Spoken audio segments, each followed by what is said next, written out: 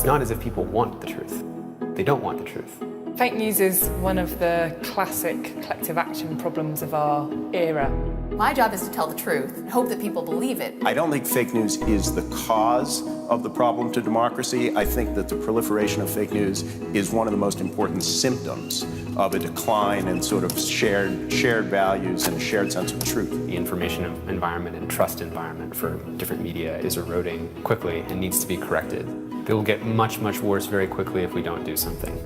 There is a very real sense of urgency to tackle the spread of misinformation, or what is more commonly known as fake news. A historical problem that now spreads with a virality once impossible before social media. The problem may be old, but these conditions are new. In fact, the largest longitudinal study on the phenomenon of false news and how it spreads was first published as recently as March 2018.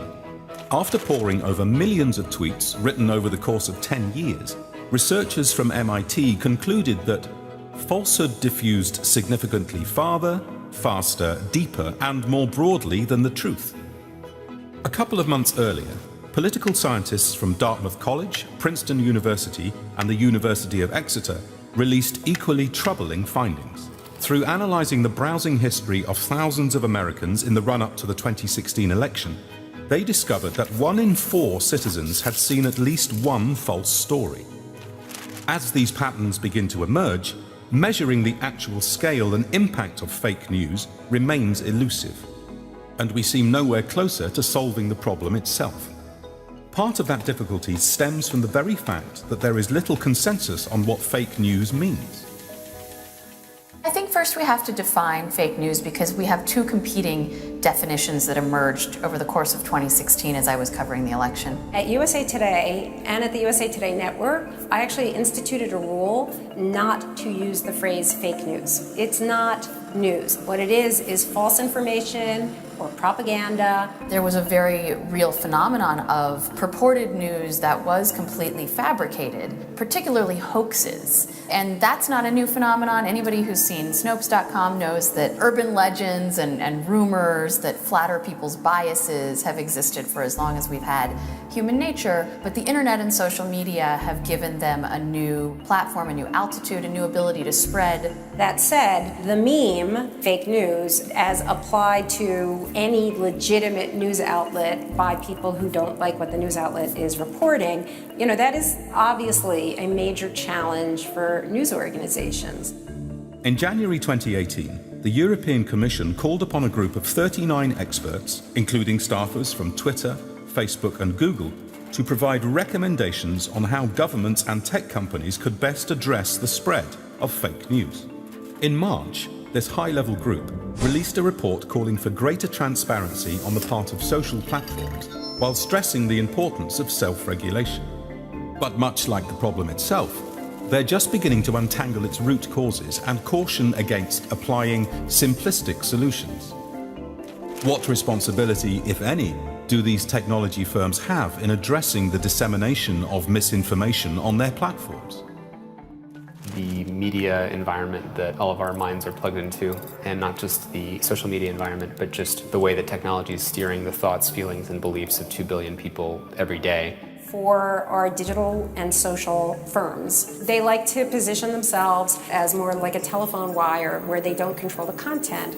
But the fact is that they are already controlling the content because they have algorithms that control what we see. So they're already acting the part of editor. These private sector tech platforms, which do have a role as essentially media companies who are realizing that they can't just be hands-off and say, we're just the venue, we have nothing to do with what people say here. So I don't think they've figured it out either, but they are wrestling with it now for the first time.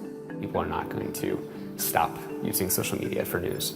And so given that, and given that that's the environment that we're all living inside of, how can we make those technology companies accountable to democracy and not just maximizing screen time? With mounting concerns of misinformation threatening the democratic process, a number of countries are pushing for greater regulation. In January, Germany passed a law that requires social media companies to remove hate speech from their platforms or else face fines of up to 50 million euros. That same month, the French President Emmanuel Macron announced his own plans to draft a law against fake news that would grant judges the authority to remove misleading content during sensitive elections. And in Italy, citizens can now report what they believe to be fake news to the police. The bigger issue here is it's not so much reporting it to the police who are probably not equipped to get to the bottom of it. Putting it in the hands of the consumer is not really the answer, because the consumer who is most likely to consume this information and pass it on is probably the one who is least likely to understand that it's false information or that it's propaganda. I think as an American and as a fan of the First Amendment, I automatically react badly to the idea that there should be regulation of speech. There's got to be a way for us to have a free market of ideas that allows everybody to have a voice. It is a very slippery slope once you start regulating information and regulating content. It plumbs such kind of profound ethical questions that it can't just be a piece of regulation that's kind of, hatched out by those who are immediately concerned by it. This is very much about how we want our societies to become and be going forwards. That has to be a conversation that has a broader extent of participation. We have to work out about how we involve societies in this conversation, right? It's so innate to who we are and who we want to become. The part of governments and technology firms has been central to the discussion. But what about the role of journalists writing and publishing stories in this context? When the digital advertising model rewards clicks, there's an inherent pressure to produce attention-grabbing headlines. And as the aforementioned MIT study revealed, truth can't always compete with fiction. Yeah, the advertising-only business model has been incredibly destructive for journalism. Journalism can't compete if it's just about raw clicks. Journalism needs a new business model without question. It's past time, unfortunately. Journalism and print media in particular have had a really tough time for decades, since the invention of radio. Journalism has never paid for itself as journalism. It's always been supported by subscriptions, advertising, wealthy benefactors. I'm a former local journalist. I began my career by working for newspapers, small newspapers in Ohio and Pennsylvania. And that's what's really been hollowed out, is people's sources of the information that matters to their lives, local media, reporters covering state capitals. There are fewer and fewer political reporters, legislative reporters. In the state governments where these laws are being made, it's not financially sustainable right now. In fact, right now, the most sustainable business model for print media appears to be well-intentioned billionaires. But we know that media, like everybody else, is in the midst of this digital transformation, and there will be a new model, and somebody's going to figure it out, and hopefully soon. I think we have to start solving this problem, not the layer of what should news do, but how do humans actually work? And because we actually work in a way where we want to confirm our beliefs and we'll seek out places that confirm our beliefs, how would we then have technology companies, knowing that about us, augment our experience to break open some of those patterns? In a hyper-partisan environment, you will have people constantly search for sources of news and information that confirm their prior political beliefs. They will often fail to find that in the most credible news media, and they will seek it out elsewhere. If it all boils down to human nature, how do we go about correcting it? Or at the least, understand and work around this vulnerability? If we only couch this in negative terms, if we only couch this in terms of the dangers, it's not going to incentivize everybody to solve the problem. Yeah, I think it's important to see the upside of social media, because on the one hand, everybody's always yelling at each other, and that probably has more to do with people and human nature than it does with the platform. But on the other hand, it empowers people who haven't had a voice before. Just being cognizant of how many more people are going to come online in the next 5 years, and how ill-prepared in some ways people are to the sophistication of how they will be manipulated effectively. Part of what we're seeing fake news do is drive people away from each other.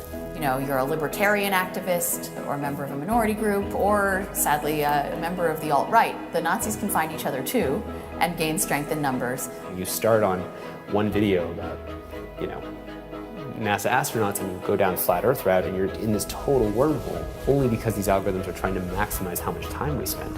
We have to start by understanding where do minds get tripped up, and then how would we protect those minds to function in the way that we all want to be functioning. Tim Berners-Lee, the inventor of the World Wide Web, cited digital disinformation as one of the biggest challenges facing the future of the internet. He remains hopeful, however, that collaboration can fix it. It's up to us. It all decides on what we do now, on the decisions we make now.